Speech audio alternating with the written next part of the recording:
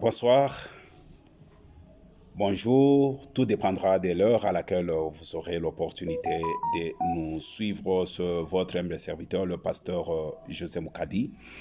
Nous sommes là pour notre deuxième numéro de ce qu'on a pu commencer, comme nous l'avions promis, pour dire que voilà, nous sommes là aussi par cette petite grâce que l'Éternel nous fait aussi en tant que compatriotes d'une république qui s'appelle la République démocratique du Congo.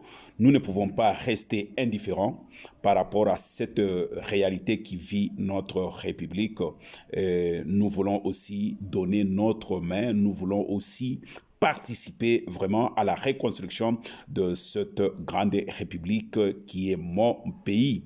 Alors aujourd'hui, nous allons entamer, nous allons parler un peu parce que c'est petit à petit que nous aurons à signifier quelque chose de très important que nous avions pu bénéficier de cette grâce d'assister à ce grand rencontre qui a été organisée par la jeunesse africaine tout entière ici à Johannesburg. Nous avions eu l'occasion, nous étions invités, nous sommes allés là-bas pour écouter et vivre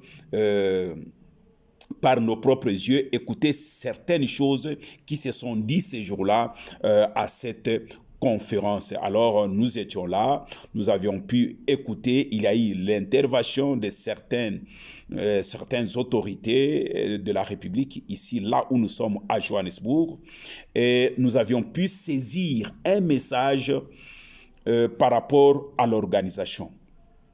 Alors, par rapport à l'organisation qui a été organisée par la jeunesse africaine, il y a eu l'intervention, et dans cette intervention-là de certaines autorités de ces pays que je ne peux pas citer, je me réserve de citer les noms ici, mais nous avions tiré leçon dans leur message.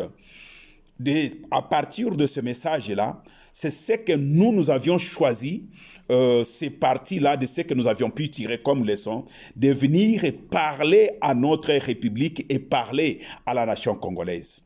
Alors, la chose, moi, personnellement, qui a attiré mon attention est que non, malgré que le gouvernement actuel sud-africain est en train d'appuyer quelque part certaines résolutions de la République démocratique du Congo par rapport à certains accords, mais j'aimerais nous dire qu'il y a une partie qui n'est pas au pouvoir, qui est contre le gouvernement actuel de la République démocratique du Congo.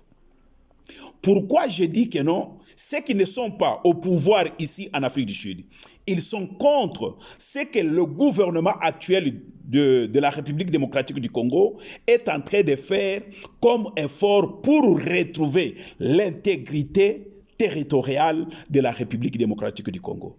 Dans cette conférence, il y a quelqu'un qui a voulu faire comprendre à l'auditoire là où nous étions pour dire que non, ce que le Rwanda est en train de revendiquer au Congo est réel.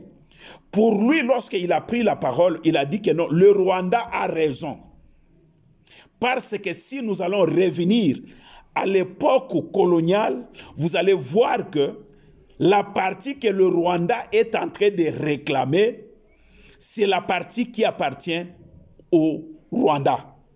Alors, tout ce que la République démocratique du Congo est en train de faire actuellement, il y a une partie des autorités sud-africaines soutenues par la communauté internationale pour dire que non, ce que le Rwanda est en train de faire, le Rwanda a raison. Alors, ce que nous voulons demander maintenant, que non, la jeunesse africaine qui était là dans la salle ce jour-là, a pu prendre la parole pour dire que si cette partie-là appartenait au Rwanda, il y a, je crois, il doit être guinéen ou bien burkinabé, comme ça, ce jeune homme a dit, lorsque il y avait découpage de l'Afrique, ce n'était pas à la manière dont le Rwanda est en train de revendiquer aujourd'hui, en tuant les innocents. La revendication du Rwanda est mal comprise par la jeunesse africaine. et la jeunesse africaine tout entière n'est pas d'accord avec ce qui se passe.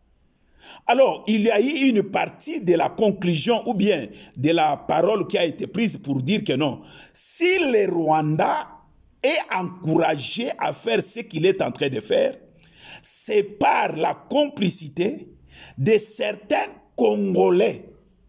Même lorsqu'on parle de l'ancien président, de tout ce qu'il est en train de faire, navette par-ci par-là, mais il y a des Congolais qui sont avec lui. Et ces Congolais qui sont avec lui fait de sorte que ce que lui est en train de faire comme démarche devienne une réalité.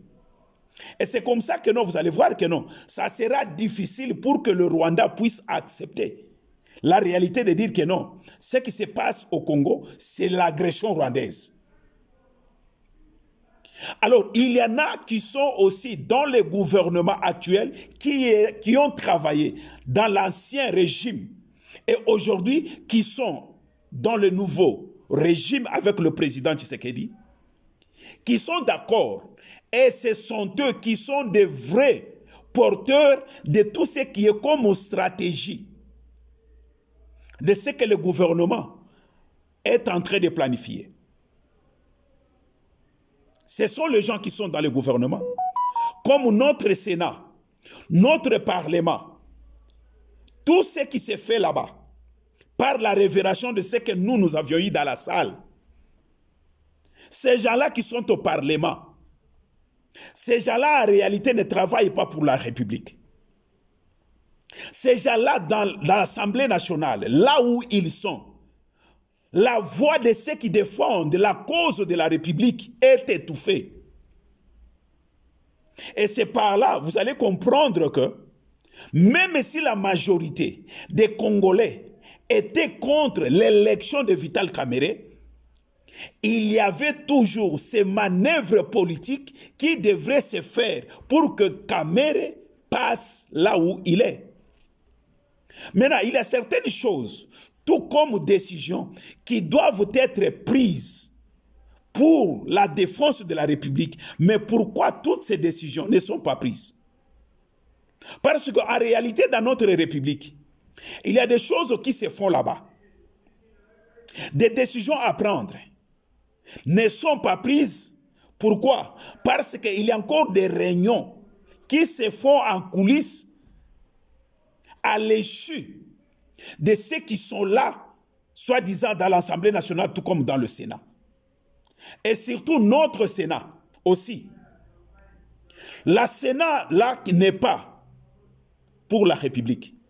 La majorité de ces gens-là qui sont là, ce sont les gens qui travaillent pour le compte de l'ancien régime, des gens qui sont dans notre Sénat. Il y a des mafias, il y a des magouilles qui se font là-bas. Et jusqu'ici, depuis qu'ils ont commencé, est-ce que quel est ce Congolais peut me dire, ou bien dire à la nation congolaise pour dire que non, depuis que cette guerre a commencé, voilà la résolution prise par la Sénat ou bien notre Assemblée nationale. Vous allez voir que non, il n'y en a pas. Tout ce monde, ils sont là. Tout ce qu'ils sont en train de faire dans leurs institutions, c'est d'abord voir leur intérêt. Les deux chambres là ne sont pas avec le président Félix. Même si, comme ça, pendant la journée, ils peuvent le dire. Mais lorsqu'il y a des choses comme élections qui peuvent se passer, vous allez comprendre que non, ces gens-là ne sont pas avec le président Félix. Parce qu'il y a des choses très graves qui se sont révélées dans cette conférence de la jeunesse africaine qui s'est tenue ici en Afrique du Sud. Et je vous dis que l'Afrique du Sud, vu la gravité et la réalité et des choses qui se passent dans notre République, moi je dirais que non. Ces gens-là qui sont à côté sont très influents par rapport à ce qui se passe, de ce que nous voyons à la télévision.